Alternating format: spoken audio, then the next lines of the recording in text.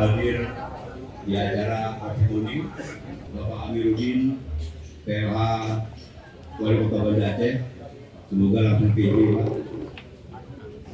Para anggota DPRK kebetulan hadir, Pak Sapni, Coffee Morning ini sambil sharing dengan yang kita undang. Kami berharap seperti saya katakan tadi, kalau dapat segera di PJ kan Pak.